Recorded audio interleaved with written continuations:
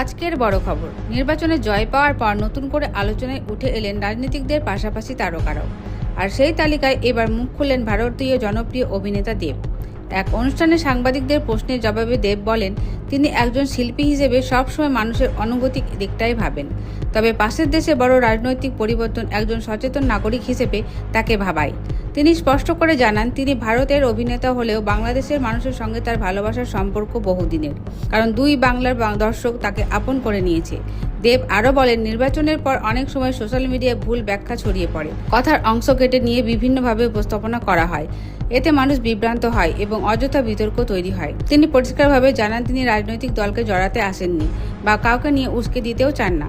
তিনি শুধু একজন শিল্পী ও নাগরিক হিসেবে শান্তি, স্থিতিশীলতা ও মানুষের কল্যাণের সবচেয়ে বড় বিষয় বলে মনে করেন।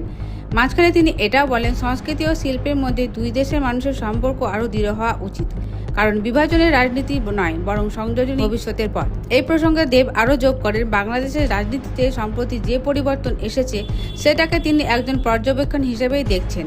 মানুষের প্রত্যাশা যেন বাস্তবে রূপ নেয়, এটাই তার কামনা। তো ভিউয়ার, দেবের সাথে কি আপনি একমত? কমেন্টে জানাতে ভুলবেন না। ধন্যবাদ।